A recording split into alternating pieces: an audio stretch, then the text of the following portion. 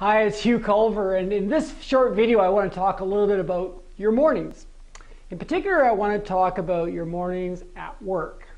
You know, when I speak with people about their productivity and their effectiveness, one of the things that constantly I'm hearing is how frustrated they are by their lack of ability to get stuff done. And it seems like even though they come to work with the best intentions, they might have even planned the night before. But as soon as they arrive at work, they've got their inbox with all these emails that people have been sending through the night. They've got phone messages. They've got people interrupting them. They've got the visual distractions around their office space and their desk. And they're frustrated. And within 60 minutes or 90 minutes, they're feeling like they're already behind. Their to-do list has gotten longer. The plans that they had made are out the window. And they're not moving forward with what they need to move forward with. And the whole process will continue to repeat itself day after day. And I used to do exactly the same thing. Come in with great intentions, full of energy, ready to go, and then what I would allow happen is I would allow all the interruptions, all the distractions, all of everybody else's intentions and needs to take control of my day. And before I know it, I was starting to feel frustrated. So one of the things that we need to do in order to change that, and this is what I want to speak with you about in this video, one of the things we need to do in order to change that is we need to become even more determined around our goals. So that's the obvious part. We need to become more determined around what is it I absolutely need to get done. And this is why in so much of my training now, I talk about this idea of plan like a pilot. So we have to have these two plans in front of us. We have to have a plan that is going to tell me what I need to get done by Friday. That's my action plan. And then we also need to have a plan that's going to say, here's what I need to do today. So we need to have these two planning tools very clearly defined. But the second piece that we need to do, in addition to getting much more determined around our goals, is we need to get very clear around what to do as soon as we arrive. So as soon as we arrive in the morning is this golden opportunity. You know, a good friend of mine, Pat Morrow, once told me about the magic hour. And the magic hour for photographers, which Pat is amazing at and world-renowned, the magic hour is that hour just as the sun is rising and that hour just as the sun is setting. In fact, he actually said that the rest of the day you just put your camera away.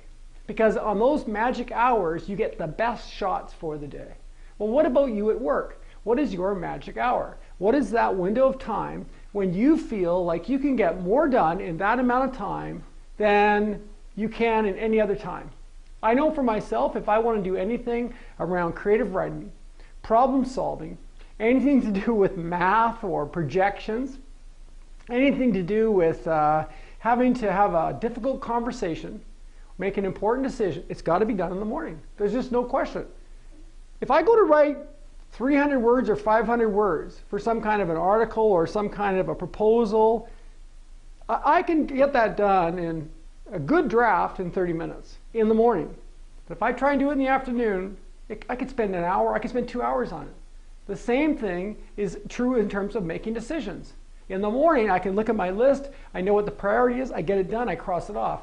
In the afternoon, I look at my list, I look at other things. So, two things we need to focus on. One is we need to become even more determined than ever before around our goals. The action plan for the week, our plan for the day. The second thing is we need to take advantage of the morning. So I want to share with you a little insight that has completely changed the way I look at the mornings. Now, when I work with people in live audiences, I often ask them to do this little exercise, and you can do it on your own. It's really instructive. And the exercise is to simply start with drawing an XY graph. So it looks like this.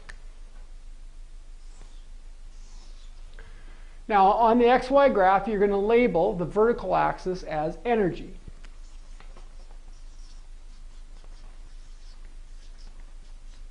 And on the horizontal, you're going to label that as time.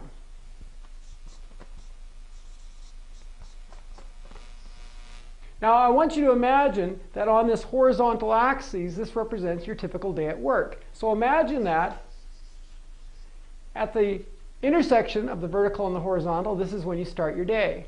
And over here, this is when you end your day. And right about here, This is midday, like when you go for lunch or something like that. Now I want you to think about, well, what is your typical energy in the day? And if you're like most people, your typical energy in the day is going to start off pretty high. It's going to start off high because you come in all ready to go, you've had a good sleep, you've hopefully had a good breakfast and some exercise, you've got a plan in place and you're ready to go. But what's going to happen as you proceed through the morning is your energy is going to start to wane. It's just natural. Your energy is going to start to drop down. Because what's happening is your food has been digested, the blood sugar is getting lower, you're working hard, so you're getting a little bit more fatigued. And then what happens is you refuel during lunch, the energy gets a little bit of a boost up again.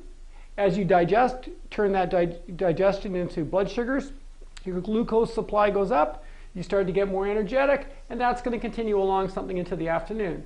So this peak may not be as high as this peak for sure, but it's still two general peaks. Now, if you look at this, this is a very typical cycle. In fact, in studies that I've looked at of over 2,000 people, this repeats itself over and over again. Well, why is this helpful? Well, it's instructive because it predicts when you should be able to get the most work done. So in fact, if you were to draw some vertical lines, like here, and here, and here, these two zones are probably going to be your most productive time of the day. So after we get our goals in place and we come to work with a really clear plan of what we need to get done, the next thing to look at is, how can I get done the hardest work at the right time? So I would suggest that in this zone here, you should be doing the hardest 50% of your work in the first 90 minutes. So in the first 90 minutes. Now in this zone, you probably have another window of opportunity. In this zone, you might have another 90 to 120 minutes that you can take advantage of. But the secret is this. The secret is to plan around your energy, not to plan around your work. Now, of course, stuff comes up. Oh, I've got a meeting that morning, or I've got a meeting that afternoon. That's great. Work around that. What you don't want is you don't want the exceptional to rule your everyday opportunities, because those are just exceptionals. What you want to do is you want to start planning ahead of time as to what your routine will be. And this is a system that you can put into your calendar. Like you could literally block your morning for 90 minutes as time to work on your boulders. And then in the afternoon, you've got this other time. Now, in between, you've got this fantastic opportunity to go and check your email. Maybe you check your email after you finish working on your boulders. You might then go and work on some easier work, which we call your pebbles. So you work on your pebbles in this time. Have meetings, have conversations, do easier work. The same thing applies here. And then you finish your day by getting ready for the next day. But what I want you to get from this video is really simple. Two main things. It's easy to get distracted, and it's easy to get blown off course and to feel unproductive and frustrated and to get a list that's longer than when we started the day. The secret is twofold. First of all, have a clear plan before you arrive. So have a clear plan before you arrive of what you got to get done today and by the end of the week. Secondly, is to work around your energy. What that means is you come to work ready to do the hardest 50% of your day in the first 90 minutes of the day. And that might mean you need to close your door. You might need to put up a sign.